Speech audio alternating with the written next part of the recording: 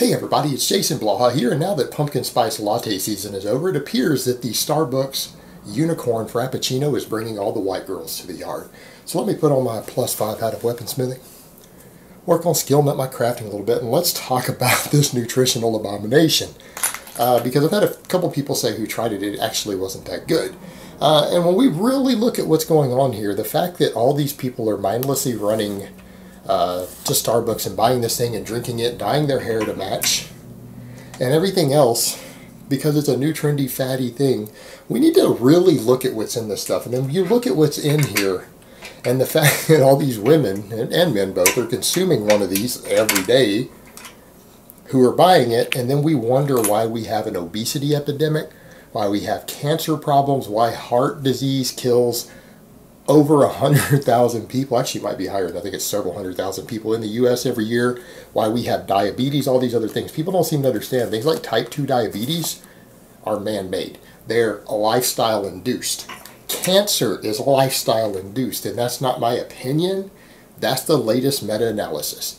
That any type of cancer you look at, somewhere between 70 and 90% of people who have it, it's entirely their own fault due to poor lifestyle choices, including diet, lack of exercise, smoking, everything else.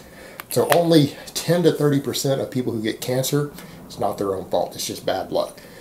Diabetes, though, type 2 diabetes, has 100% lifestyle induced. It is completely avoidable. It is a completely man-made lifestyle induced disease. So let's step back and look at what's in this thing, and people are drinking this. All right, first of all, 500 calories. 500 calories from one drink. Now, for someone who's really athletic, probably not a big deal. There's plenty of viewers I have out here who can't even gain weight on 3,000 calories. I would lose weight fast on 3,000 calories. That's well below my maintenance personally. But most people aren't burning 3,000 calories a day. Most people aren't working out. They aren't exercising. So they're already at risk of every sort of obesity-related disease besides just the obesity. But 500 calories from one drink, that's a meal. All right, that's a meal. You got to consider the average person, particularly the average woman who's not active, probably has a maintenance of no more than 2,000. Most men barely over 2,000. If you're not active, you don't have a physically active job, you don't exercise, you probably, for women, need something like 1,800 calories. Men, 2,000, maybe 2,200. This is over a third of many of these people's, well, close to a third of many people's calories every day. At least it's over a fourth. And it's all just in a liquid drink with almost no nutritional value other than its caloric intake. All right, we go to the fat, 18 grams. Well, 18 grams of fat in a day is not a big deal. That's fairly low if that's the only thing you ate, but this is out of your 500 calories. Now, let's keep in mind 160 of that is from fat, which means this is over 30% fat by calorie. That is falling into the range of a high-fat diet. All right, anything over about 25% fat is considered to be a high-fat diet. This is over 30% by calorie fat. Worst part, 11 grams of saturated fat in one of these drinks. 11 grams of saturated fat. Anyone know what the recommended maximum is? Anyone know? Well, here, if you look at the 55% on the little chart, that's considered the most. Meaning most people shouldn't be consuming over about 20 grams of saturated fat a day. Registered dietitians in multiple first world countries agree on this. And it's not to say that you need to avoid it. People misunderstand. When you say exceeding a certain safe threshold on something isn't good, that doesn't mean that going 50% below the safe threshold is going to be healthier for you than consuming 10% below it. All right. So about 20 grams of saturated fat is about the most that it's really wise to consume. This has 11. That's 55% of the most you should consume in a day. If you drank 2 of these in one day and ate nothing else out of your 1,000 calories, you would be exceeding the recommended amount of saturated fat. Saturated fat intake is linked to heart disease, cardiovascular disease, insulin insensitivity. Now, a bunch of people are going to jump up and say cholesterol hasn't. No one said the word cholesterol. If you don't know the difference between cholesterol and saturated fat, because they're not the same thing, they're not the same thing. There are plenty of foods with saturated fat that have 0 cholesterol. Not what we're talking about. We're talking about actual saturated fat. excessive amounts of it are considered to be bad for you by most registered dietitians, most experts in the field. All right, up next, we don't care about the cholesterol and sodium. Those are more arbitrary. Honestly, those are genetic things affect whether those are even bad for you or not. So we don't need to really jump into that. Total carbohydrates, 79. I have no problem with people eating 79 grams of carbs in a meal. No problem with that. Carbohydrates are not inherently fattening. The problem is that there's zero fiber in it. Fiberless carbohydrates are not so great for you. Right? You usually need a minimum of 20 to 30 grams of fiber a day for optimal health. Right? Your fiber always comes with carbohydrates. Fiber is a type of carbohydrate. Zero, there's none. This is a bad idea. Large doses of carbohydrates without fiber isn't great for your blood sugar, insulin sensitivity, stuff like that. And people need to keep in mind insulin sensitivity and even gut health from your fiber intake affects a lot of other things. It's not just about diabetes. Now, the bad part, 76 grams of sugar. We know some of that's coming from lactose, and if you're not lactose intolerant, not a big deal. But something like, I believe it was 56 grams of it is from added sugar, mostly in the form of high fructose corn syrup.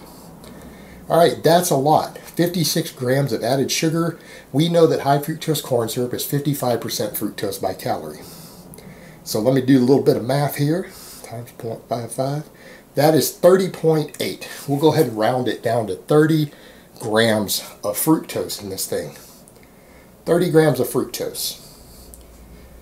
All right, what is it that has been noted in studies on fructose intake specifically? That's the only sugar most of us should be worried about. Most sugars aren't a problem at all in any quantity as long as you're not overeating.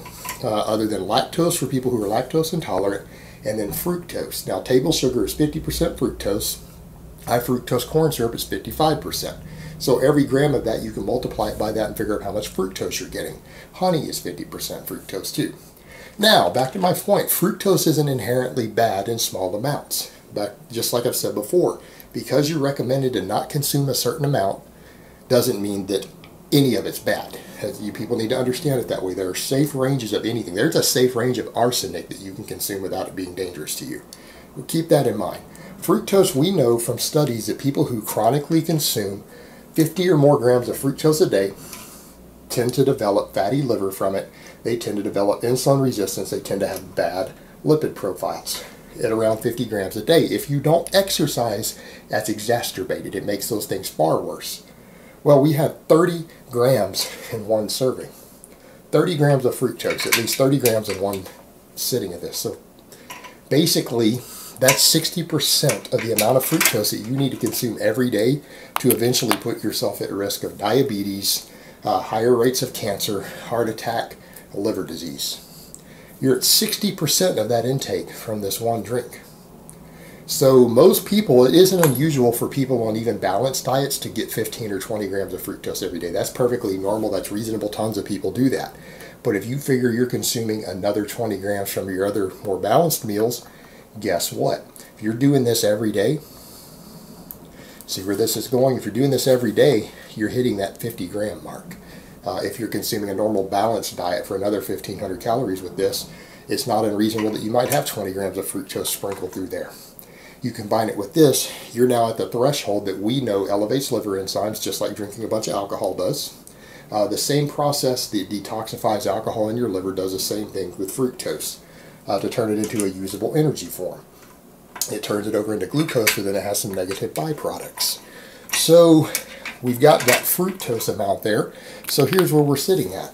This has over 50% from this one drink, over 50% of your safe limit of saturated fat, and over 50% of your safe limit of fructose. We're in the 55 to 60% range of your safe limit of these from one drink.